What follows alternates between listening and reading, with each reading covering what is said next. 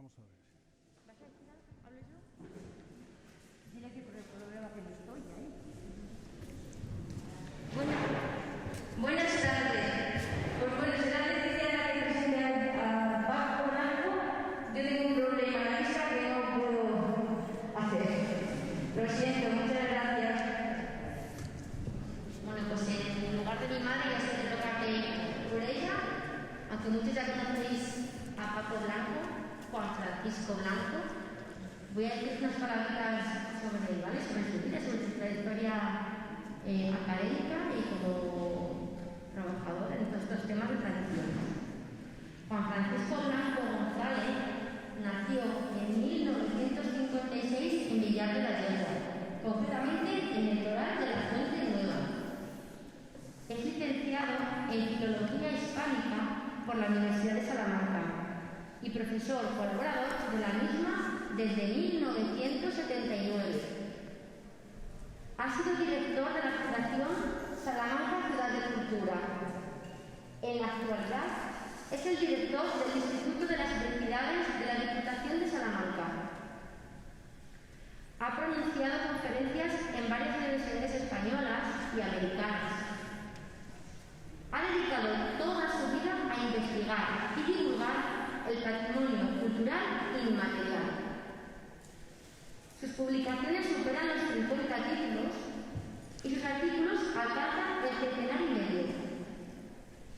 Ha colaborado y colabora con frecuencia en diarios como La Gaceta de Salamanca y en revistas de estudios, también en radio, como La SER y Onda Cero, y también en televisión, la 1 y la 2 de Televisión Española, Telecinco, la 4, donde ha participado en Cuarto Milenio y las televisiones autonómicas y locales.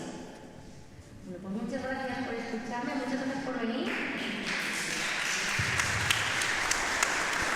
Gracias.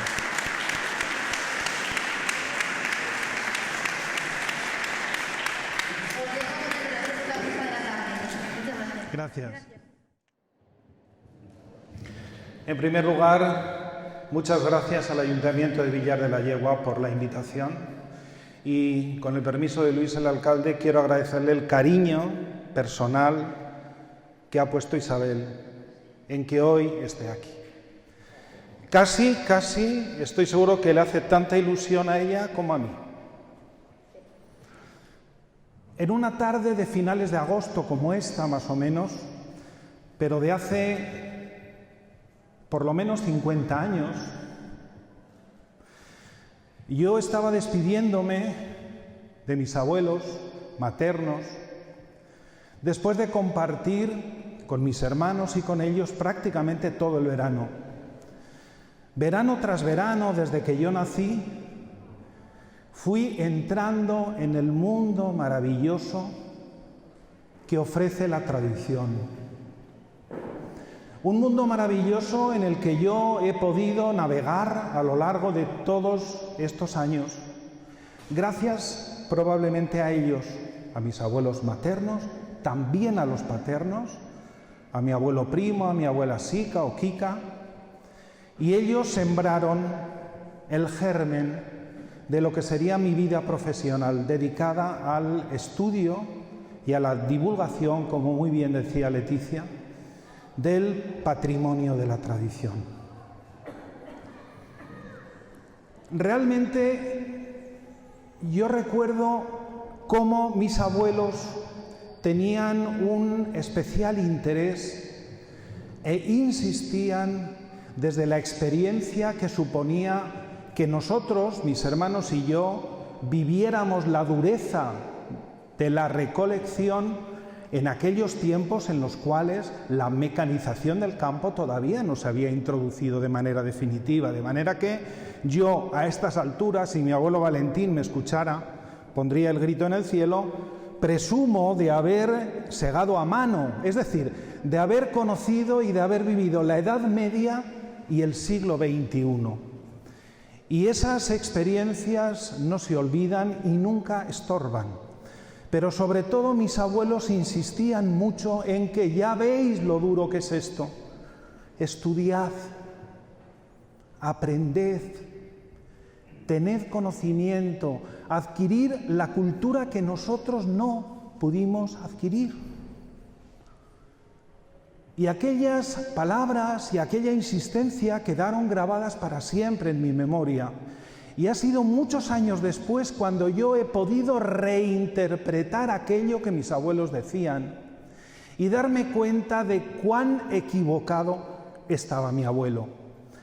En el sentido de que él, que quería para nosotros lo mejor, entendía que la base de nuestro futuro estaba en todo aquello que nos iban a proporcionar los libros, la palabra escrita, invalidando de alguna manera toda una herencia que ellos habían recibido y nos transmitían a nosotros.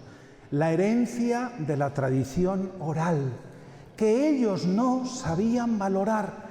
En cambio, a mí personalmente me sirvieron todos los años de estudio para abrir los ojos y darme cuenta de que aquella cultura que ellos creían que no valía la pena, en el fondo es una cultura de un valor inapreciable, que nosotros todavía estamos pendientes de saber valorar y de saber apreciar.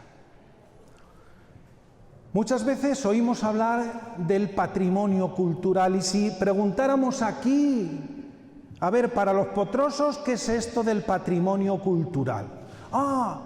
La iglesia, con todas las imágenes que hay allí, la ermita del Cristo, siega verde, que se nos llena la boca de siega verde, que cuando yo era un muchacho y pescaba anguilas, que me enseñó un cabrero de Serranillo allí, debajo del... No te preocupes, Isabel, esto ya es enfermedad, no os preocupéis. Si me veis sudar es que yo en cuanto me pongo a hablar y... No os preocupéis, que no, de momento no hay problema.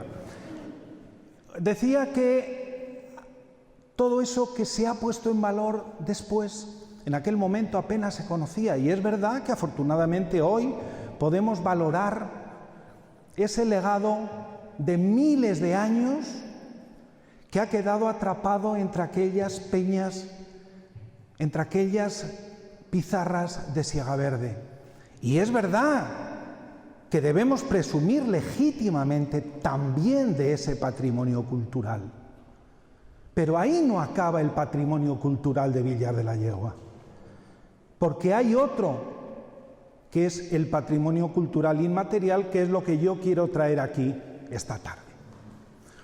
¿Pero qué es esto del patrimonio cultural inmaterial? Bueno, como es una terminología que ha empezado a utilizar la UNESCO y que de vez en cuando la tele nos dice que se ha declarado patrimonio cultural inmaterial el flamenco, el misterio de Elche. Bueno, ¿qué es el patrimonio cultural? Ahí lo tenemos, lo dice la UNESCO. El patrimonio cultural inmaterial incluye prácticas y expresiones vivas heredadas de nuestros antepasados y transmitidas a nuestros descendientes, como tradiciones orales, usos sociales, rituales, actos festivos, conocimientos y prácticas relativos a la naturaleza y el universo, y saberes y técnicas vinculadas a la artesanía tradicional. Realmente faltan cosas, pero nos podemos hacer una idea, porque hay una clave para determinar qué es y qué no es patrimonio cultural inmaterial, y es la oralidad. Mi abuelo quería que nosotros estudiáramos, que entráramos al conocimiento de la cultura a través de los libros, de la cultura escrita. Y sin embargo ahora nos descubren que también la cultura que se cuenta, la cultura que se sostiene sobre la memoria y la palabra, es de un enorme valor. Y ahí es donde encuentra su sentido pleno esto del patrimonio cultural inmaterial. Es el legado que generación tras generación transmitieron padres e hijos contándolo a partir de lo que habían recibido, habían conservado, habían memorizado e, insisto, transmitían a los demás. solemos caer en un prejuicio, uno de los muchos prejuicios que hay en torno al mundo de la tradición, y es decir, en Villar de la Yegua no hay nada. La Alberca, Miranda del Castañar, Ciudad. Claro, hemos asociado que solamente los pueblos típicos, que en realidad son aquellos pueblos cuya fisonomía arquitectónica tienen peculiaridades que atraen la mirada y atraen la atención de los visitantes, parece que solo allí se encierra de verdad un legado cultural. Pues no es verdad. No es más rico el legado, el patrimonio cultural inmaterial que se aloje en la Alberca o en Miranda del Castañar o en Mogarraz o en cualquiera de esos pueblos típicos que en Villar de la Yegua. Sí es verdad que hay pueblos que han sido más cuidadosos, que se han preocupado más por mantener ese legado de la tradición, mientras que a otros nos ha dado igual y hemos permitido que se perdieran, siendo los primeros culpables del comienzo del fin de ese legado en nuestros pueblos. Realmente, para entender esto del patrimonio inmaterial, del patrimonio cultural inmaterial, hay que tener en cuenta muchos aspectos, pero hay uno que determina de manera principal un poco las características de ese patrimonio, y es el territorio. La cultura tradicional, el patrimonio cultural inmaterial, está directamente relacionado con el territorio. Aquí tenemos un mapa de Francisco Coello y Pascual Madó del año 1867. ¿Dónde nos encontramos? Desde ahí probablemente no podáis verlo bien, pero ahí aparece Barba de Puerco, hoy Puerto Seguro, desde la segunda década del siglo XX. Ahí aparecen Villar de Puerco, hoy Villar de Argañán, desde mediados del siglo XX. Y aparecen muchos otros sitios conocidos. Los más cercanos para nosotros son Villar de la Yegua, Los Castillos, Mezquita, nombres de lugares que ya aparecen en esa cartografía, en esos mapas de mediados del siglo XIX, y aparecen aún en mapas anteriores. Pues bien, vamos a acercarnos, vamos a empezar a conectar con ese patrimonio cultural inmaterial de Villar de la Yegua a partir de esos nombres de lugares, de esa toponimia, la llamada toponimia menor, porque son los lugares de territorios, de terrenos. Quizá antes de entrar en ello, sí sea necesario aclarar algo. ¿Cuántas veces la gente mayor decimos, esto de ahora ya no tiene nada que ver con lo de antes? Y es verdad que se ha producido un salto en el vacío, desde el punto de vista de las mentalidades, de la cultura, del pensamiento. Y ese salto afecta al hecho de que muchas de las cosas que forman parte de la tradición hoy, para las nuevas generaciones, no tengan ningún sentido, porque muchas de esas tradiciones se han mantenido a lo largo de los siglos en la medida en que cumplían una función. Esa función ya hoy no se cumple, porque se han perdido muchos aspectos que dan personalidad a ese mundo de la tradición. Por eso yo siempre me atrevo a decir que la tradición es una concepción sagrada del mundo. Es decir, nuestros antepasados veían el mundo, y cuando hablo de una concepción sagrada no estoy solamente diciendo que fueran más religiosos o menos que nosotros, no. El concepto de sagrado es un concepto mucho más amplio. De manera que nuestros antepasados interpretaban la vida, todo lo que ocurría en el día a día, el territorio, interpretaban muchas veces elementos de la configuración del paisaje a través de explicaciones relacionadas con lo sobrenatural.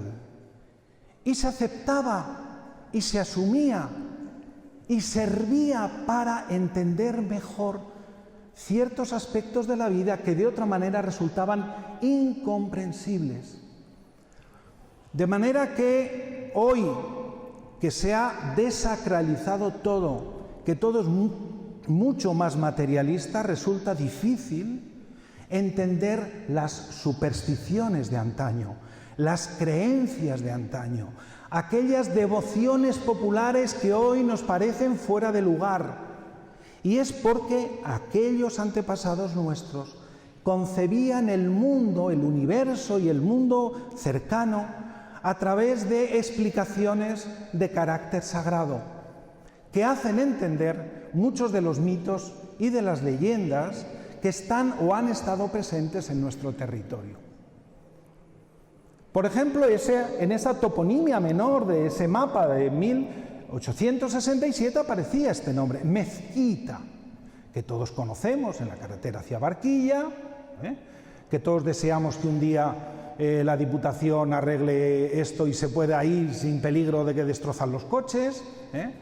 Bueno, pues Mezquita es un lugar que mis abuelos, sobre todo mi abuela, estas son las casas de Mezquita, me hacía pensar en unos personajes de los cuales yo nunca había oído hablar más que en los cuentos hasta que ella me habló.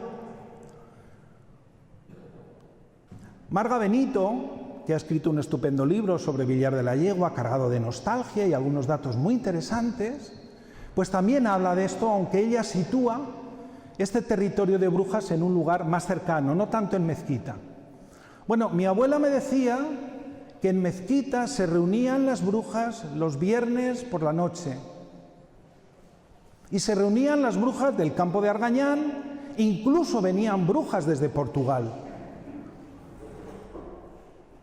Y claro, siendo yo niño y escuchándole yo aquello a mi abuela, pues yo decía, bueno, mi abuela me estará contando un cuento, pero es que luego mi abuela me contaba más cosas y me decía que siendo ella niña, ocurrió en cierta ocasión que había un gato negro que se metía todos los días en la cocina de la casa y se sentaba junto a los gatos de la casa allí en lo que llamamos el sogato, que es un poco el entorno de la chimenea. Y aquel gato negro se quedaba allí, se marchaba y al día siguiente la gente de Villar de la Yegua sabían de qué se había estado hablando en casa de mi abuela. Y eso sucedió durante varias noches, por lo menos hasta 3 noches, porque dice mi abuela que la tercera noche, pues su padre o su abuelo, ya no me acuerdo quién se ocupó de ello, viendo que el gato insistía y después de lo que veían, que todo el mundo se enteraba de lo que se decía en la cocina de la casa. Fijaos que las cocinas de las casas de nuestro pueblo suelen estar al fondo, no están junto a la puerta, de manera que están, digamos, protegiendo la privacidad de la familia. No hay manera de que nadie ponga la oreja y lo escuche, entre otras cosas porque muchas veces hay un corral delantero y la cocina encima está al final de la casa, así que aquí había algo raro. Bueno, fuera como fuese, el padre o el abuelo, viendo aquel gato curioso, metió unas tenazas en la lumbre y cuando estaba al rojo vivo le atizó en los hocicos. Y al día siguiente, la señora que decían en el pueblo que era la bruja apareció con el morro quemado. Bueno, estas y muchas otras historias, como ese lugar donde se reunían las brujas, es decir, que las brujas tienen un lugar de reunión semanal.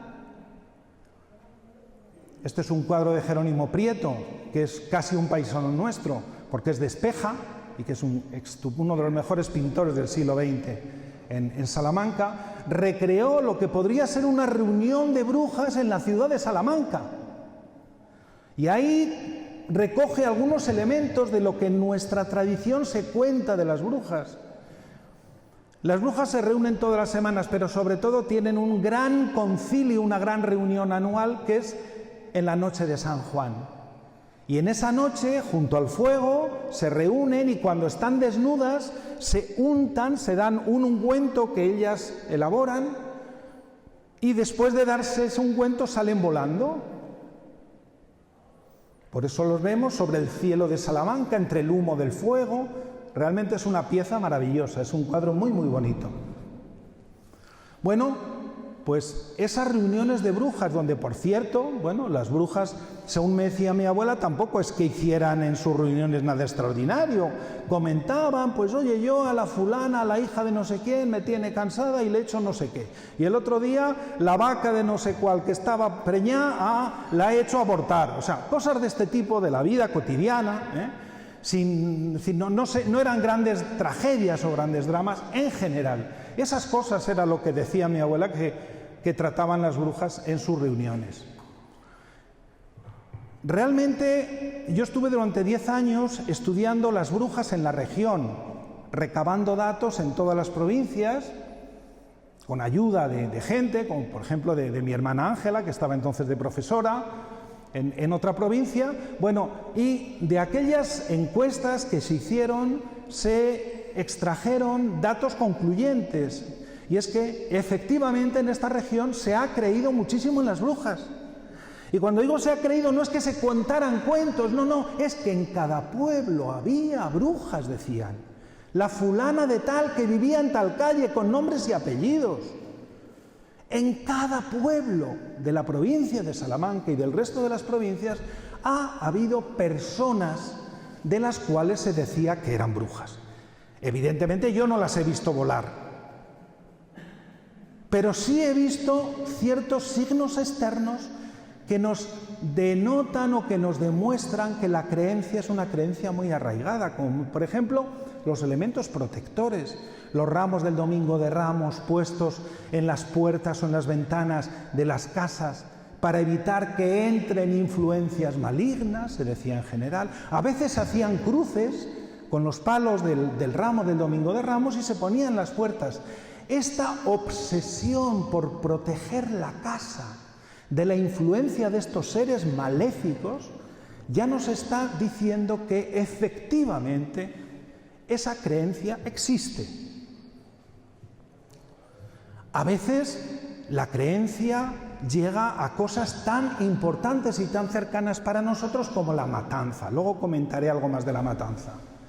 Pues una costumbre muy arraigada era, después de hacer la mezcla, que se dejaba normalmente toda la noche y al día siguiente se hacían los chorizos, se hacía una cruz sobre la carne. ¿Por qué? Para proteger la matanza. La matanza no era cualquier cosa, la matanza era un riesgo importante para una familia que con mucho esfuerzo había estado alimentando un cebón, y la alimentación de la familia iba a depender durante el año en gran medida, o parte de la alimentación, de esa matanza. Así que si se estropeaba la matanza era una auténtica catástrofe, puesto que se consideraba que la culpabilidad en algunos casos de que se estropease la matanza eran las brujas, pues entonces vamos a evitarlo. Más vale proteger que curar. Y en lo tocante a la influencia de las brujas es algo evidente. Así que esto de las brujas nos daría para estar toda la tarde. No, vamos a pasar sobre ello, pero dejo constancia porque ese lugar de mezquita tradicionalmente estuvo asociado a estas reuniones de las brujas. Y no solo en la anécdota de lo que es la reunión, sino que detrás había todo un cúmulo de ideas, de pensamientos, de creencias mucho más complejas de lo que yo he comentado aquí. Pero presumamos, porque a mí me ha ocurrido a veces el dar una charla en algún sitio sobre las brujas, a propósito de un libro que escribí en el año 92, y la gente me decía que cómo decía esas cosas, que eso era poco menos que decir que los salmantinos somos unos incultos. Y eso significa que no sabemos entenderlo. Al revés. La brujería es algo que existe en tiempos romanos y aún antes. Los amuletos que hemos utilizado para protegernos de las brujas se utilizan, aparecen en las excavaciones romanas, los arqueólogos lo conocen. Así que esto de las brujas no es ninguna tontería, no es algo de inculto, sino que es algo que conecta con otro tipo de cultura. Eso sí, otro tipo de cultura.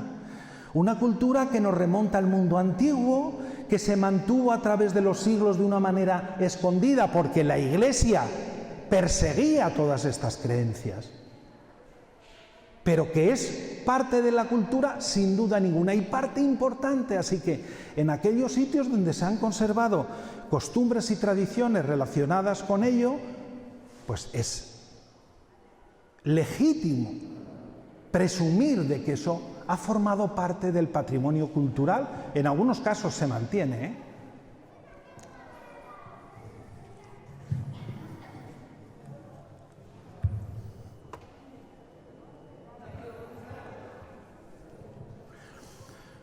Creo que es una última imagen solo.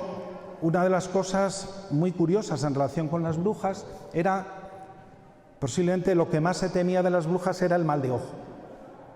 El mal de ojo era una influencia que ejercían a través de la mirada y que suponía o era una especie de dolencia, de enfermedad que podía acabar con la vida, sobre todo de los niños. ¿Cómo se podía diagnosticar? Se podía saber si una persona tenía mal de ojo de muchas maneras. Una de ellas era utilizar un cedazo. Esto que se utilizaba para cerner la harina, una especie de criba, para filtrar, digamos, la parte más pura de la harina. Se colgaban unas tijeras, se metían los dedos por los ojos de la tijera y si el cedazo giraba, la persona tenía mal de ojo. Si no giraba, es que no lo tenía. Bueno, posiblemente tengamos ocasión alguna vez de centrarnos en el tema de las brujas. El tranche. Otro lugar asociado a esta interpretación del mundo. El tranche, decía mi abuela, que era un lugar donde había un tesoro escondido. Esto que estamos viendo es el chabarcón, que todos conocemos, ¿vale? Chabarcón, que es un chabarco grande. Chabarco es una palabra que se utiliza en Salamanca, es un salmantinismo, para referirse a eso que también llamamos los caozos o cabozos en los ríos. Hay zonas más profundas, como charcos más profundos, donde se conserva el agua y se mantiene durante el verano.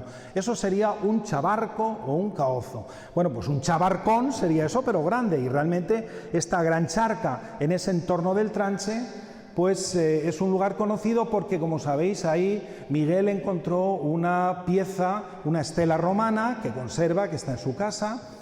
Digo esto porque los arqueólogos saben perfectamente, cuando a veces recorren los diferentes territorios y quieren indagar sobre qué lugares pueden ser interesantes para hacer una investigación o una excavación, saben que las leyendas son muy útiles. Y sobre todo las leyendas de tesoros. Porque en general, en los pueblos donde hay una leyenda de un tesoro es porque en ese lugar ha habido alguna localización, alguna población, algún cementerio, alguna necrópolis. Así que no es extraño y no es que la gente se invente, no, es que en estos lugares muchas veces a lo largo de los siglos aparecían, en labores de labranza, a veces aparecían monedas, objetos de valor, piezas metálicas, y eso fue, digamos, consolidando un mito antiguo que hizo creer que ahí había un tesoro. No digo que no lo haya, si queréis tiempo tenéis de ir y mirar a ver.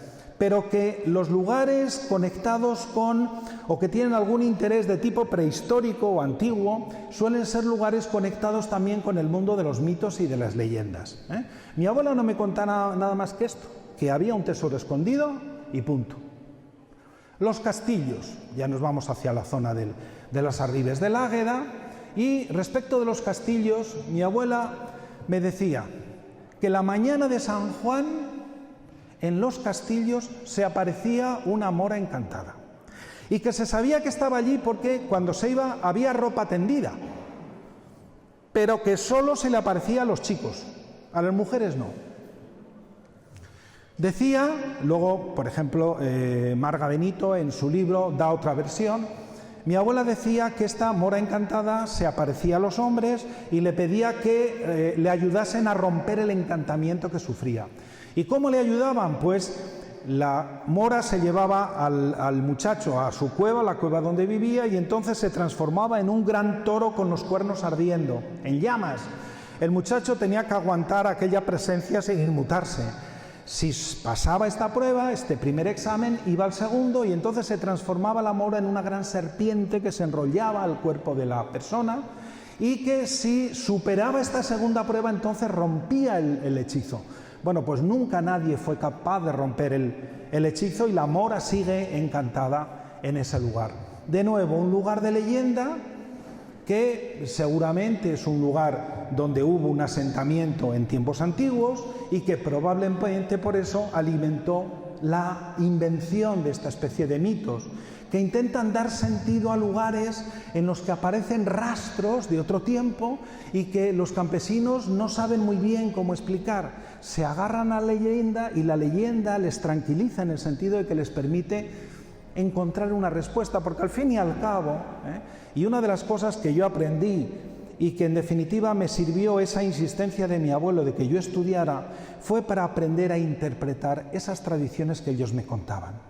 Porque es verdad que muchos de nosotros, de mi quinta por lo menos, tuvimos la suerte de escucharlo de los abuelos, ¿no? Pero nos quedamos solo con el hecho de escucharlo, recordarlo, conservarlo y si acaso contarlo, pero no nos dieron oportunidad de interpretarlo, de saber qué había escarbando un poco en todas esas tradiciones. Yo en eso soy afortunado porque pude tener la oportunidad de aprender a interpretarlo, ¿no? Y en fin, en relación, como digo, con las leyendas, siempre hay estos lugares poblados en otro tiempo y con un sentido de fortaleza, de fortificación, que de ahí viene el topónimo, ese topónimo menor de los castillos. Es curioso porque, de la misma manera, insisto otra vez en Marga, que al escribir su libro por lo menos ha quedado ahí impresa parte del legado que ella recibió de sus mayores. Aquellos que hemos tenido la oportunidad o el privilegio de poner esto por escrito, pues también hemos contribuido de alguna manera a poner en el mapa a Villar de la Yegua, por decirlo de alguna manera. Este es el único mapa que hay sobre los seres míticos en Castilla y León, que lo hicieron Jesús Callejo y Tomás Hijo, que es un estupendo dibujante, y Jesús Callejo es un periodista que hace divulgación del mundo de la tradición. Bueno, pues hicieron este mapa de Castilla y León y en la provincia de Salamanca ahí tenemos a nuestra mora, la mora serpiente que llaman ellos. Bueno, pues está ahí porque realmente ellos habían leído ese libro, Brujería y otros oficios populares de la magia, que es un libro que publiqué en el año 92 y donde yo recogía estas cosas de las brujas y algunas otras, ¿no? Bueno, pues gracias a que ellos leyeron el libro, incorporaron esa leyenda de la mora encantada, que aquí llaman la mora serpiente, en esa parte del occidente de la provincia de Salamanca. Aquí encontramos de nuevo Jerónimo Prieto, el pintor, nos hace una interpretación de la leyenda de la mora encantada, donde la vemos con el toro y la serpiente. Por consiguiente, hombre, qué bien que nuestra leyenda, la leyenda de Villar de la Yegua, ha inspirado a pintores de tanta calidad como el caso de Jerónimo Prieto. Otro lugar, otra leyenda, otro mito vinculado al territorio, el regato de las mesas. Yo siempre escuché que en el regato de las mesas, que esto es camino hacia el monte, que hoy esto está muy desdibujado, pues al hacer el camino, pues ya se estropeó un poco el regato y ya no se ven con tanta precisión esas mesas que decían la gente que eran lágrimas de la Virgen. He puesto esa moneda de 10 céntimos para que os hagáis una idea del tamaño, ¿vale? Esos son realmente piritas de hierro, son piritas de metal. Es decir, ahí había un yacimiento, una mina de metal y afloraban cuando llovía. Por eso decía que es que cuando llovía la Virgen lloraba y caían las lágrimas, caían como cubitos de hierro, ¿vale? Yo de niño recogí esto y lo conservo. No sé si alguien más de Villar de la Yegua conserva las dichosas mesitas o mesas que lloraba la Virgen, ¿no? Bueno, en este sentido, en relación con esta necesidad de interpretar los fenómenos, a veces geológicos, esos fenómenos que ofrece el territorio, por eso digo, la capacidad de vincular a lo sagrado, todo eso en el mundo antiguo era mucho más fácil. A la gente aceptaba perfectamente que eso eran las lágrimas de la Virgen y no se planteaba ningún problema. Hoy tenemos una mentalidad racionalista y nos damos cuenta de que, bueno, de que las cosas no pueden ser tan fácilmente asimilables a estos mitos antiguos, ¿no? Decir que en relación con las leyendas de la Virgen hay un buen amigo, excelente diseñador, excelente escultor y artista, Paco Luengo, pues últimamente está recreando algunas cosas a través de las redes sociales, que muchos de los de Villar de la Yegua estamos conectados a través del Facebook, y bueno, por lo menos estamos conectados, ¿no? Pues yo ya algunas veces he comentado alguna de las leyendas, en concreto el caso de Paco Luengo es que me escuchó en una charla que yo di en Monleras y hablaba de esta leyenda de la Peña de la China, porque hay una leyenda prácticamente igual que sirve para explicar la llamada Peña Gorda en el pueblo de La Peña, muy cerca de Las Arribes. Yo no sé si la conocéis, hay una peña enorme que llama la Peña Gorda, y allí se explica esa Peña Gorda lo mismo que aquí, con alguna ligera variación. Allí, en el pueblo de La Peña, se dice que iba la Virgen caminando y notó una molestia en el zapato. Se sentó, se descalzó, y la chinita que llevaba y le molestaba en el zapato cayó a la tierra y se fue engordando hasta que se hizo aquella peña tan gorda. En Villar de la Yegua mi abuela me decía que efectivamente la Virgen iba y le dolía y no sé qué, ya se paró, se descalzó y al descalzarse la chinita que llevaba en la alpargata o en el zapato, pues fue esa Peña de la China que está vinculada y que está integrada en nuestro territorio. En concreto aquí menciona y vemos a la Virgen descalzándose para quitarse la chinita. Lo que pasa es que luego también incorpora en este dibujo muy curioso que hace, pues otra leyenda, que es la pata del moro. Ahí vemos al moro en el caballo que tropieza y que con la espada clava en la... Bueno, pues es otra leyenda más de las que existen en nuestro municipio, en nuestro término municipal, que es la pata del moro.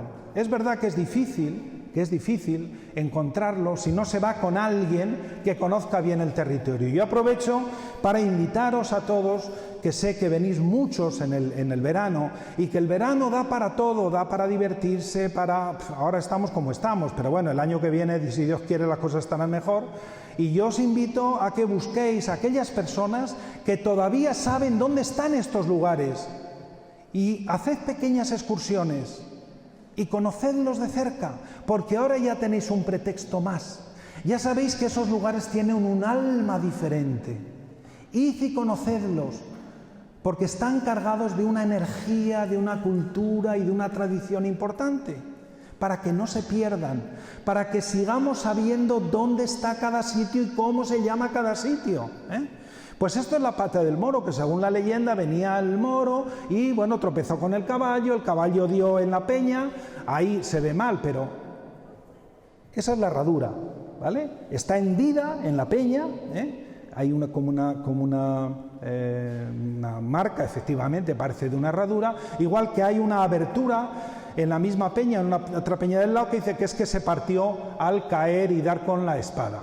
Bueno, esto nos conecta a los expertos en las religiones primitivas, nos hablan de que estos son lugares de culto antiguos, ¿vale? Es posible. Lo que sí es verdad es que todos esos lugares de cultos antiguos, habitados por antiguos pobladores, pues dieron lugar a la invención de muchos de estos mitos que nos sirven para entender mejor cosas que de otra manera nos resultan inexplicables. Y como os decía antes, al final el ser humano, la duda más grande que tiene es esa, el no saber responder a ciertas preguntas. Yo creo que al ser humano lo que le mata es no encontrar respuestas, y la tradición encuentra respuestas para casi todo, Así que con encontrar respuestas, aunque esas respuestas hoy a nosotros no nos convenzan, realmente a nuestros antecesores sí. Bueno, más allá de estas leyendas, y hay algunas otras, que no quiero solo entrar en ese territorio mítico, pues hay muchos otros aspectos del patrimonio cultural inmaterial que hoy se ponen en valor y que están conectados con el territorio, como es la arquitectura, las construcciones. La arquitectura popular se identifica perfectamente con el territorio por muchas razones. Una de ellas es que los materiales con los que se hacen las casas o las dependencias anejas son piedras, son materiales que ofrece el entorno. La gente no se puede permitir encargar mármol de Carrara, eso lo permitirá una familia que le sobra el dinero. La gente tira de lo que hay alrededor, por eso en la zona de la sierra vemos entramados de madera, vemos mucha madera, en la zona, por aquí encontraremos el granito, por la zona centro, hacia el sur hay muchísima pizarra. Bueno, en cada sitio lo que ofrece el entorno. Así que nos vamos a encontrar con una conexión muy directa entre los materiales del entorno y la arquitectura popular. Y entre la arquitectura popular, pues por ejemplo, llaman especial atención la técnica de construcción en piedra seca, lo que toda la vida de Dios hemos llamado hacer pared. Hacer pared. Hacer pared es hacer pared en seco, sin utilizar ninguna argamasa, piedra sobre piedra, encajando muy bien. Esa técnica la UNESCO la reconoció como patrimonio cultural inmaterial. La técnica. La gente piensa que es que la UNESCO protege las paredes. No, reconoce la técnica de construcción, ¿vale? Y con esa técnica están hechas muchísimas de las paredes que encontramos en el término municipal de Villar de la Yegua. Aquí vemos un primer plano, realmente era magistral, la precisión y la perfección con que hacían estas paredes. Y aparte de las paredes, pues hay otro tipo de construcciones menores. No estoy hablando de la casa, que sería lo que más llama la atención, sino construcciones vinculadas a otros usos, como este molino. Esta foto es de los años 80, no se había reconstruido, Quienes vayáis por el Vado la Viña y lo veis, dices, bueno, ¿esto de cuándo es? Pues sí, antes de que se techara de nuevo y se arreglara, ¿no? Pero el molino, que es un tipo de construcción de la llamada arquitectura del agua y que ya son inservibles y que van desapareciendo, pues es otra de las, de los guiños que nos muestra el patrimonio cultural inmaterial, porque más allá de la construcción, de lo que es el molino en sí y las técnicas de moler, están también la vida cotidiana. Las moliendas, las formas de pago, la maquila. Muchas veces no se le pagaba al molinero en dinero porque no había, le daban una parte de la harina que se hacía de la molienda, y eso era la maquila, ¿vale? Bueno, y las historias y los romances que hay de molineras, corregidores, en fin. Hay muchísima tradición en torno a los molinos y los molineros. Las fuentes, pues claro que las fuentes, antes de que se pusieran ninguna puerta de protección, pues han sido lugares de reunión, han sido lugares de abastecimiento, lugares para abastecer a los seres humanos y a los animales. Arquitectura del agua es la puente que conecta el pueblo pues con mi barrio donde yo nací, que nací en el barrio, en el Toral de la Fuente Nueva, como recordaba muy bien Leticia. Bueno, esa arquitectura menor, incluso las puertas carreteras, es decir, hay un guiño permanente al territorio. Y si no conocemos el territorio, difícilmente vamos a conocer estas manifestaciones materiales. A veces la gente dice, pues no hablamos de patrimonio inmaterial, y una casa que se toca es patrimonio inmaterial a través de manifestaciones materiales, ¿vale? Las técnicas, todo eso se contaba, se transmitía de boca en boca, y la manera de construir y de hacer todo eso, eso forma parte del patrimonio cultural e inmaterial, y también las obras de las manos que fueron los que montaron o levantaron todas estas obras. Más allá de la arquitectura hay celebraciones muy conectadas con nuestros recuerdos de cada día, que por ejemplo son todas las celebraciones que tienen que ver con el ciclo vital, desde que uno nace hasta que muere. Y en este sentido el nacimiento, que era, claro, el concepto de los hijos hoy no tiene nada que ver con el concepto antiguo. Se decía, los hijos son una bendición, los hijos vienen con el pan debajo del brazo. En realidad parecía que se estaba haciendo una campaña de promoción de la natalidad. Y es que es verdad que en aquel modelo de sociedad el tener hijos era contemplado siempre como algo positivo. Hoy vemos los graves problemas, como la población española va envejeciendo porque los matrimonios no tienen hijos. Uy, anda, que con lo que cuesta. Cuesta desde el punto de vista del esfuerzo personal, de la renuncia y del sacrificio personal y también del dinero. ¿Por qué? Porque tener un hijo, pues ya se supone que automáticamente es un gasto enorme. Hay que comprarle el parque, hay que comprarle esto, hay que comprarle lo otro. Y en cambio, antiguamente, ¿qué se compraba? Si cada hijo que nacía heredaba lo de su hermano. Si era ropa, pues si estaba rota se zurcía o se ponía un remiendo y no pasaba nada. Así que los hijos antes suponían un mínimo gasto. En cambio era una ayuda importante, sobre todo en la vida campesina. De ahí que se entienda que los hijos eran una bendición. Pero claro, los niños de principio, sobre todo la tradición, arrastra ideas antiguas cuando todavía, por ejemplo, no existía la penicilina. Y la mortalidad infantil era enorme, muchísimos niños se morían con meses. Como se morían tantos niños y en esa necesidad de buscar respuestas o explicaciones a las cosas que pasaban, muchas veces, ¿dónde se buscaba la responsabilidad de las muertes prematuras de los niños? En las brujas. Es que le han echado un mal de ojo, es que a mi hijo pasó la fulana. Y muchas veces se responsabilizaba a las brujas de esas muertes de los niños. Bueno, en esa idea de que más vale prevenir que curar, se le colgaba a los niños los escapularios o los evangelios, esas bolsitas con un papelito dentro que se compraban en los conventos de clausura, ¿vale? O se le colgaba ese librito que era la regla de San Benito, o una garra de algún animal salvaje, o una higa, que es una mano, normalmente de azabache, un puño cerrado, Bueno, todo eso son amuletos protectores contra las brujas, para que los niños no quedaran un poco en el camino, se quedaran en la cuneta en sus primeros meses. Realmente el ciclo vital tiene 4 momentos de celebración importantes. El primero es el bautizo. Respecto al bautizo hay muchas tradiciones. Una de las que quizás se ha perdido más es esta del convite de los padrinos al salir de la ceremonia. Lo llaman la repañina, yo no sé cómo se decía en Millar de la Yegua, pero esta es una tradición que ha existido en todos los pueblos, ¿no? Y que es una manera también de propiciar que los niños tuvieran fortuna, ¿no? Y es que es verdad, el bautizo es la gran ceremonia en la que el niño se incorpora a través de un acto religioso, que al tiempo es un acto público, se incorpora a la sociedad, al grupo en el que vivirá el resto de su vida. El segundo momento es cuando dan el salto a la edad adulta, y en el caso de los hombres está más claro que en el caso de las mujeres desde el punto de vista ritual, ¿vale? Evidentemente, una mujer madura en el momento en que tiene la primera menstruación, pero eso es algo íntimo. Y además que en la sociedad tradicional se vivía de una forma vergonzante. Las mujeres de antes lo saben, lo llevaban oculto, eso era un secreto y no se podía decir, y lo vivían como si fuera aquello un pecado, ¿no? En cambio los hombres lo exhibían. Los hombres, el año antes de ir a cumplir el servicio militar, entraban en quintas, eran los quintos del año y tenían celebraciones propias que solían tener su momento más importante a finales de año, o bien el día de San Silvestre o al día siguiente. Y eso, por ejemplo, aquí en Millar de la Yegua tenía una forma muy curiosa de celebración, aunque no era exclusiva, que era lo que llamaban las cortejas. Aquí tenemos un grupo de quintos con un tamborilero, el tamborilero de Aldea del Obispo.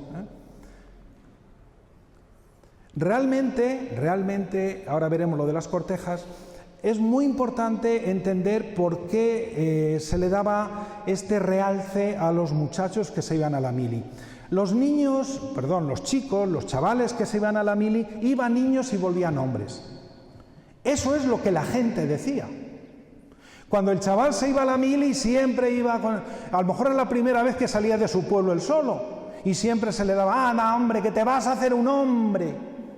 Y el muchacho iba cabizbajo en el burro a coger el tren a la estación más cercana con la maleta, como van estos, ¿vale? Y lo cierto es que cuando volvía a casa, la consideración familiar y social era absolutamente distinta. Y es verdad que se creía que antes de la mili el chaval todavía era inmaduro, en cambio cuando volvía venía transformado el hombre. Así que se producía como una metamorfosis, como una transformación que le generaba un salto cualitativo verdaderamente interesante. Aquí encontramos, por ejemplo, para que veamos cómo Villar de la Yegua ha tenido su presencia también, aunque muchos no lo hayan conocido. Esta es una publicación del año 1952 del Centro de Estudios Salmantinos, que dedica algunos números de sus hojas folclóricas a Villar de la Yegua. Concretamente, esta se llama Costumbres de Villar de la Yegua, la manda don Salvador Rodríguez Holgado, que era el párroco de San Felices de los Gallegos, y entre otras cosas habla de las cortejas. De las cortejas que Cristino me comentaba hace unos días cuando estuve, gracias Cristino por ese rato tan estupendo que me regalaste. Comentábamos esto de las cortejas de los quintos, ¿no? de cómo se sorteaban, se metían en un sombrero, en una gorra, los nombres de los muchachos, por otro lado los nombres de las muchachas, se iba sacando uno de cada y se emparejaban por un tiempo. Hombre, este es mi cortejo, esta es mi corteja, y el cortejo la sacaba a bailar. Es decir, son fórmulas curiosas que existen no solo en Villar de la Yegua, en otros sitios, son fórmulas que la tradición establece para facilitar las relaciones. Porque a veces los muchachos en esa edad de la adolescencia, pues resulta que son retraídos y muchas veces no acaban de dar el salto. A veces estas tradiciones no son tan ingenuas, sino que tienen un sentido profundo, el de obligar a mantener una relación, aunque sea una relación temporal y postiza, ¿no? Era una relación por un tiempo, como mucho un año, les sacaban a bailar y tenían esa relación, esa conexión de ser cortejo y corteja el uno del otro. Bien, realmente para acercarnos al momento culminante en estas ceremonias, que es la boda, tenemos que hablar del amor. Y los juegos del amor son juegos, antes veíamos una de las fuentes de Villar de la Yegua, pero realmente sabemos que esta costumbre de ir a buscar el agua a la fuente también estaba conectada con las relaciones amorosas. Porque muchas veces en los bailes de los domingos, y sobre todo cuando las relaciones no estaban todavía consentidas del todo, pues la única manera de juntarse o de verse el chico y la chica era pactar: oye, que mañana voy a ir a buscar agua con el cántaro a la fuente de arriba, o a la fuente grande, o a la fuente chica, o a la fuente nueva, y allí quedaban y allí se encontraban. Así que esta foto, que es de la zona del Campo Argañán y nos muestra a estas muchachas con los cántaros, tan felices porque van a buscar agua, probablemente la felicidad es porque se va a propiciar ese encuentro amoroso.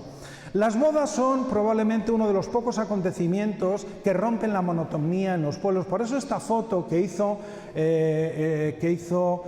Paulino, el retratista de Aldea del Obispo, nos recoge muy bien esa expectación. Esta es la gente husmeando un día de boda. Se han ido a la iglesia para ver cómo vienen los novios, los invitados, etcétera, etcétera. Es decir, para ver cómo llega esa comitiva nupcial. Comitivas nupciales que no tienen mucho que ver con las comitivas actuales, ni en la conformación, ni en cómo se distribuyen. En cualquier caso, esto de las bodas tradicionales nos lleva a un momento en el tiempo en que se produjo un cambio, que es mediados del siglo XX. En mediados del siglo XX, sobre todo cuando llega la televisión surge en España en 1956, el año en que yo nací, y a los pocos años ya se extendió como la pólvora algo que se llamaban los teleclubs, que decíamos, los teleclubes. En Villar de la Yegua no llegó a haber teleclub, pero sí casi en 100 y pico pueblos de la provincia. Lo que sí es verdad es que la tele, que llegaba a cualquier rincón de los más apartados de la provincia, era una ventana que se abría al mundo, a un mundo desconocido, a un mundo que la gente quería imitar porque traía cosas nuevas. Bueno, pues ese mundo fue el que empezó a producir los cambios. Ya esto de vestirse de negro, como se casó mi madre, pues ya no, ya la gente se viste de blanco, ¿vale? Como en esta boda de mediados del siglo pasado de Villar de la Yegua, ¿vale? Y bueno, en cualquier caso, es verdad que es la gran fiesta familiar, la gran fiesta que representa este cambio, este salto definitivo de uno ya deja de ser joven y ya se convierte en un adulto reconocido por todos.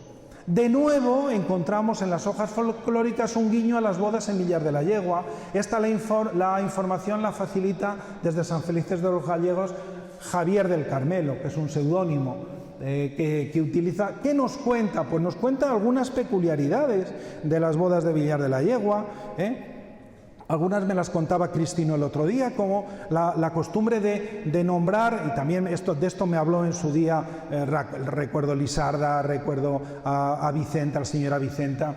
Eran un chico y una chica, los más jóvenes de los invitados, que elegían el novio y la novia para determinados cometidos dentro de los días de la boda. Los cabestros. A ellos además les sometían a una broma que en otros sitios tenían que sufrir los novios, que era que les ponían un yugo y les llevaban por las calles del pueblo. Les hacían muchas perrerías a los cabestros, en lugar de hacérselas a los novios. Bueno, pues estas bodas tan peculiares de Villar de la Yegua, que forman parte del patrimonio cultural y inmaterial, que sepáis que han llamado la atención en diferentes momentos, y que Villar de la Yegua ha estado presente y está en publicaciones que han quedado por escrito, aunque nosotros no hayamos sido muy conscientes, ¿no? Dentro de las costumbres no específicas o únicas de Villar de la Yegua, sino que existen en otros sitios, era por ejemplo la costumbre de la hijuela, por mencionar una. La costumbre de la hijuela, esta es la hijuela de mi madre, hecha en el año 1951. La hijuela es una relación de bienes que los padres proporcionan a los hijos para ayudarles en su nueva vida como matrimonio. Y es una relación donde, pues la primera que pone ahí, una cama de madera tasada en 490 pesetas, ni 3 euros, un baúl en 110 pesetas, ni siquiera un euro, 2 semisillones y una silla de cocina, 97 pesetas, fijaos si afinaban. Todas estas cosas en realidad eran un anticipo sobre la herencia. La tradición, la gente ha sido muy inteligente, ha habido sistemas, esto es lo que se llama el derecho consuetudinario, son normas no escritas, establecidas por la tradición, pero acatadas por todo el mundo y que contribuyen a hacer más fácil la vida. Esto, insisto, es una manera de ayudar a los novios, de manera que lo que le dan es algo a cuenta de lo que después heredarán. La gente guarda las hijuelas. Imaginemos un matrimonio con 4 hijos. 3 hijos se casan con sus hijuelas y un hijo se queda soltero. A la hora de partir la herencia, si se hicieran partes iguales sería injusto, porque los hijos casados ya se han llevado algo de la herencia con ese anticipo de la hijuela, pero quien se ha quedado soltero no.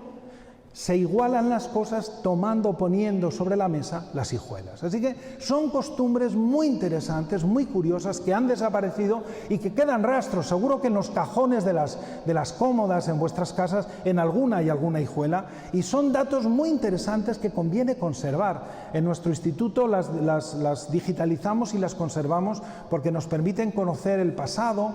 Y otra de las costumbres de las bodas, pues eran 2 bailes que a veces confundimos.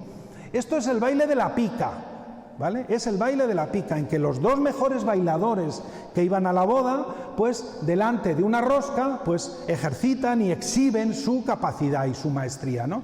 Que no hay que confundir con el ofertorio, que es que la novia pincha en un tenedor una manzana y quien quiere bailar con ella pincha un billete en esa manzana. De manera que es una especie de donativo, una especie de espiga adelantada, porque luego está la espiga al final, ¿no? Pero es muy curioso, muy curioso. Yo lo tengo grabado de niño, ver aquella manzana, creo que incluso a veces alguna naranja, con los billetes clavados, que a mí aquello me parecía, eso sí que me parecía un tesoro, no lo del tranche, que nunca lo llegué a ver, ¿no? Bueno, costumbres curiosas de Villar de la Yegua que forman parte de ese matrimonio. Los banquetes, claro, cuando hoy nos invitan a una boda y nos crujen, ¿cuántas veces pienso en cómo se celebraban aquellas bodas, ¿no? De una manera mucho más sencilla, mucho más llana, con lo que había, se hacía la comida y eran 3 días, la víspera, la boda y la tornaboda. Con lo que ayudaba a la gente, la familia, llevaban cosas para comer, pues se montaban aquellas comidas en casas grandes sin necesidad de pagar un hotel carísimo ni nada de nada. Esta es una boda en Aldea del Obispo.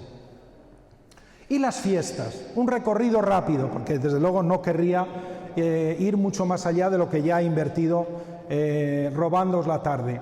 El calendario de fiestas en Villar de la Yegua tiene referentes propios y cercanos. Por ejemplo, entre las primeras fiestas tenemos la fiesta de San Sebastián. San Antón era anterior. San Antón es una fiesta vinculada a los animales domésticos. Parece ser, me recordaba Cristino, que no es que tuviera un gran predicamento en Villar de la Yegua. San Sebastián, en cambio, sí. En San Sebastián se corrían los gallos, era una fiesta muy asociada a los quintos. San Blas, la gente se iba a Serranillo, y esto es San Blas en Serranillo, donde hacen algo muy curioso: sacan al santo, la gente se pone de rodillas, lo habréis visto algunos que hayáis ido, en el pasillo, y el santo pasa por encima para protegerles, ¿no? Santa Águeda, la fiesta de las mujeres casadas. Nos hemos dejado atrás las candelas, las candelas, que también tenía una celebración siguiendo la tradición de otros pueblos, con el ofertorio en la iglesia, las velas bendecidas que luego se guardaban para los nublados, la procesión de la Virgen con la vela encendida, que se decía que si llegaba con la vela encendida a la iglesia es que iba a ser un buen año meteorológico. Bueno, Santa Águeda, el 5 de febrero, la fiesta de las mujeres, sobre todo en Villar de Ciervo. De hecho, esta foto, que es no es de Paulino, es de su padre Isidro, es del año 30, 1930, Y aquí, fíjense o fijaos la cantidad de gente, y solo vemos la mitad de la plaza.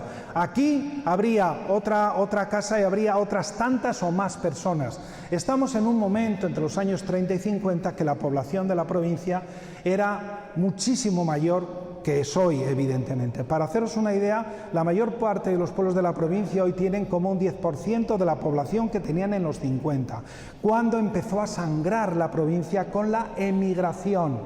La emigración empieza a llevarse gente fuera de la provincia, y esa emigración pues consigue también que se rompan muchas de las tradiciones, porque las nuevas generaciones se marchan y se rompe la cadena de transmisión de esas tradiciones. El carnaval, aquí tenemos un carnaval de Villar de la Yegua, ahí está mi prima Marijos, entre otras. Bueno, pues realmente es curioso, porque el carnaval en esa época, años 60, también nos da cuenta de algo que se empieza a producir. Hablamos de que la tele empieza a meterse en nuestras casas, en nuestras vidas, y nos muestra otros mundos, otras maneras de vivir, otras maneras de vestir, y eso empieza a producir algo terrible, y es la vergüenza de lo propio. Qué bien visten, qué bien habla, qué bien comen la gente que sale en la tele, y en cambio yo tirando de la saya que tengo en el arca. Entonces es el momento en que empiezan a utilizarse las piezas de la indumentaria tradicional como disfraz. ¿Por qué? Porque hasta ese momento la indumentaria tradicional tenía un valor muy importante, eran formas de vestir para grandes momentos de la vida. Cuando todo eso pierde sentido, entonces ya da igual que se estropeen, y empiezan a utilizarse mucho en los carnavales como disfraz. Y una cosa muy curiosa que a mí también me llevó a hacer una de mis investigaciones era algo de lo que me hablaban la señora Vicenta, la señora Lisarda, que era la vaca pendona.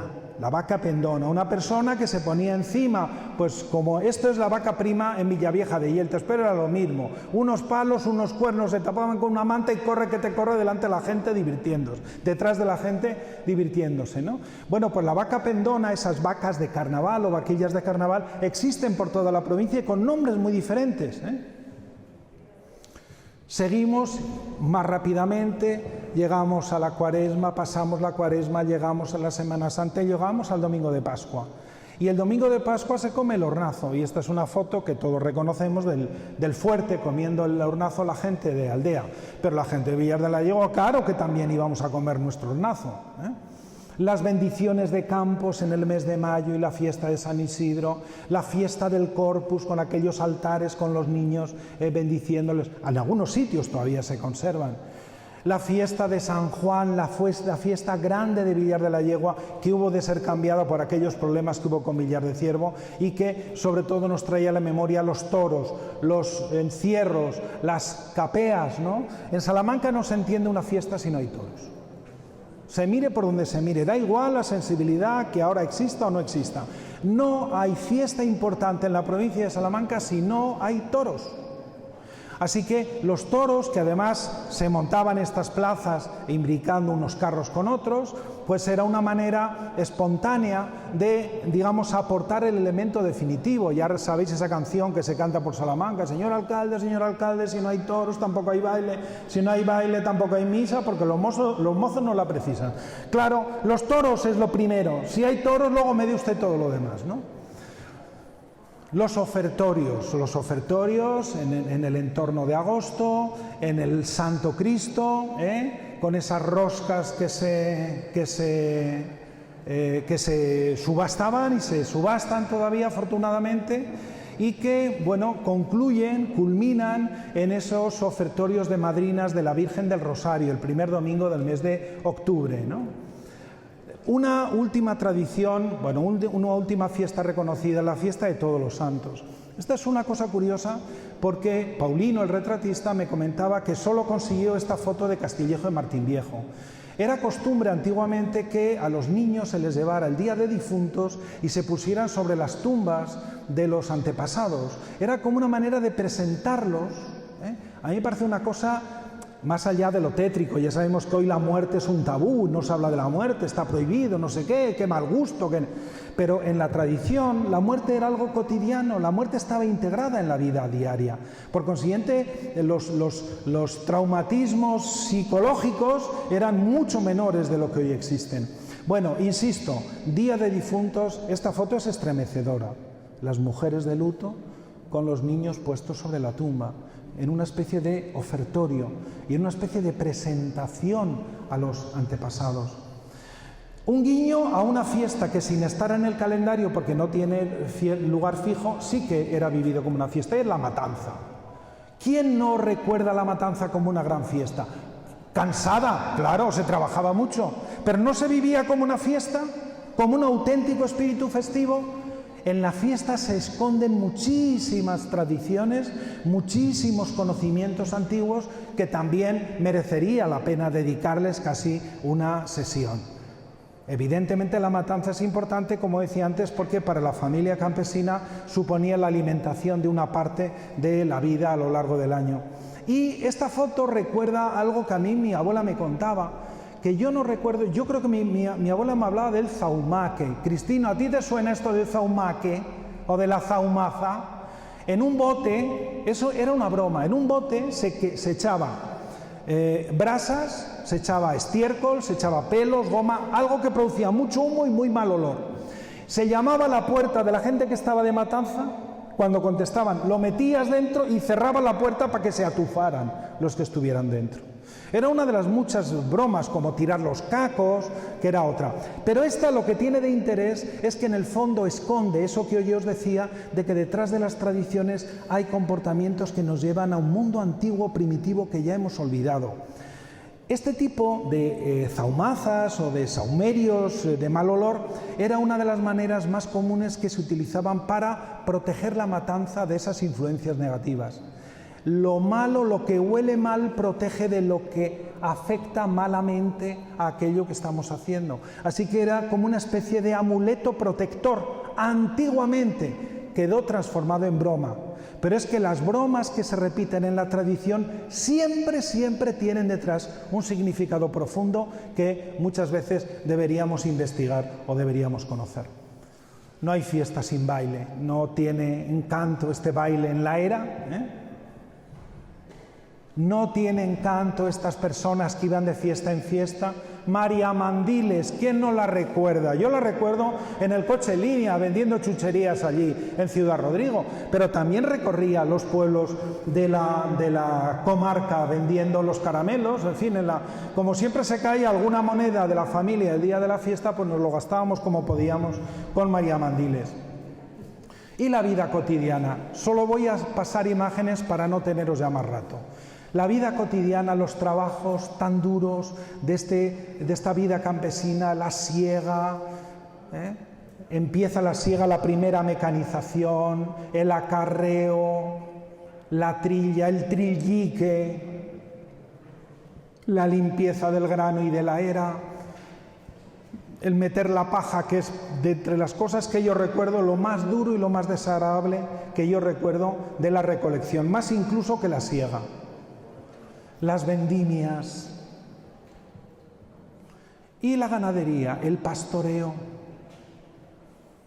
Ahí tenemos un artículo que salió en torno al año 80 sobre Goyo Merino, un pastor de Villar de la Yegua, al que yo entrevisté. Algunos de los primeros artículos estaban dedicados a él, porque me hablaba de brujas, me contó algunos episodios ocurridos en Villar de la Yegua, y era alguien que representaba muy bien el espíritu, un espíritu específico salmantino, que es el de los pastores como artistas, el pastor que elabora objetos de la vida cotidiana, pero a los cuales incorpora algunos elementos artísticos realmente valiosos. Hoy tenemos por ahí, en algún sitio, está mi querido amigo Carlos García Medina, al que agradezco que haya venido con Isabel, que es un auténtico experto en el arte pastoril y que podría hablar mucho, y por supuesto con mucho más fundamento que yo, de este arte de los pastores. Pues Goyo Merino era un representante, ¿no, Carlos?, de estas piezas que hacían, de las ruecas, yo tengo alguna cosa que le encargué en casa, incluso tengo una gaita charra que él hizo, ¿no? Pero la vida de los pastores en la soledad del campo contaba tantas cosas, aquella búsqueda del dorado de mitad del siglo pasado, cuando a partir de la Segunda Guerra Mundial y la demanda de wolframio surgieron aquellas pequeñas minas. Esta es una mina de estaño en Barquilla, pero nos habla un poco de eso, de esas pequeñas mínimas explotaciones familiares que creíamos o creían nuestros padres o nuestros abuelos que los iban a hacer ricos, ¿no? Aquellos pueblos llenos de gente pues tenían estas panaderías produciendo permanentemente pan o repartiendo permanentemente pan. Agustín, ¿la conoces? Agustín era para otro lado, no quiere mirar para la foto. ¿Sabes quién es?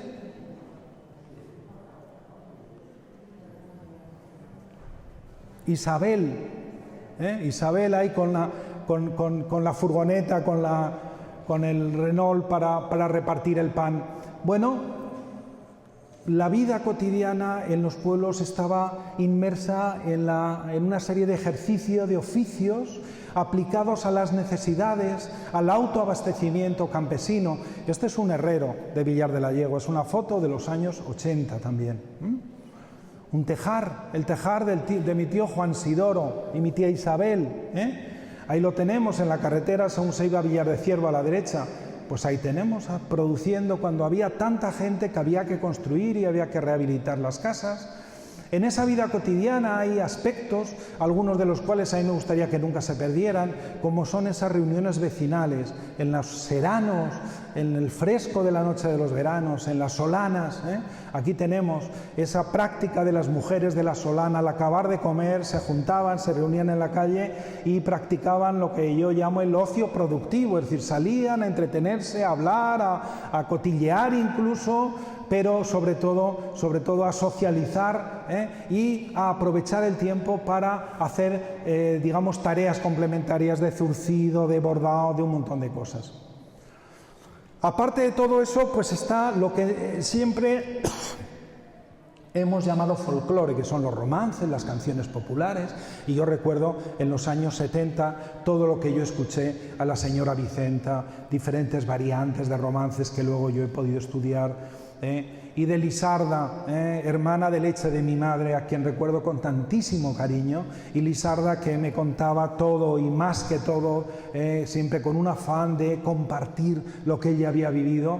Bueno, pues estos son artículos que aparecieron en el adelanto a finales de los años 70 y que pusieron en vivo a Villar de la Yegua, demostrando que aunque Villar de la Yegua no ha sido un pueblo típico, también tenía ese patrimonio cultural. De esas canciones que recogimos, solo a título de curiosidad, pues que sepáis que en un disco que grabé con unos compañeros en el año 1977, en la casa discográfica EMI Odeón, que es la casa de los Beatles, o era la casa de los Beatles, pues de un disco LP que grabamos del grupo Tronco Seco, había 7 canciones, de las 11 canciones, 7 eran de Villar de la Yegua. 7 canciones interpretadas o bien por tía Vicenta o bien por Lisarda. Ahí han quedado, ahí queda como testimonio más. En fin, mucho más se podría hablar del léxico. Yo cuando me fui de aquí nunca más volví a oír en Salamanca hablar de morrar. No te acerques que este toro morra, que este toro embiste. Mi abuela me decía, es que este hijo mío tiene esa comprisión, tiene esa manera de ser. El léxico, las formas de expresarnos, las expresiones son tan importantes y forman parte también de nuestro patrimonio cultural y material.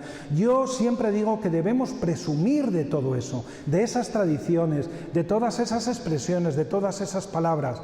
Bueno, seamos conscientes de que todo eso merece la pena y pongamos de nuestra parte lo que esté en nuestra mano. No nos lamentemos después de que se pierde irremediablemente. Entre todos vamos a contribuir a que lo que quede se conserve, incluso recuperando aquello, toda la gente joven, los chicos que vienen, que no conocen esos lugares de los que hemos hablado. Pues organícese, salidas de campo, con gente que conoce los lugares y se les cuenta, aquí se decía esto y esto y esto.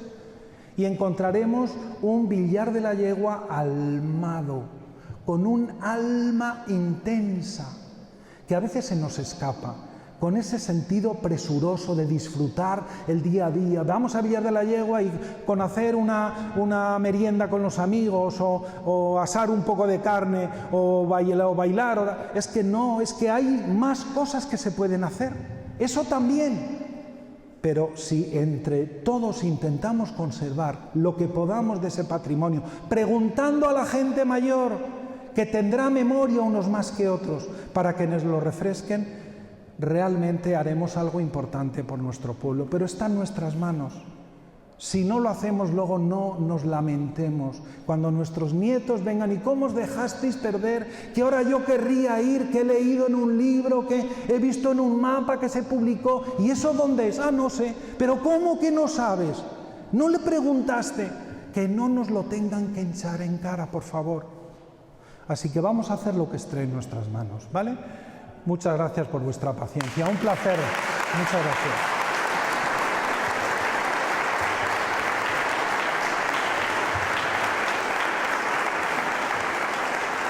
Muchas gracias.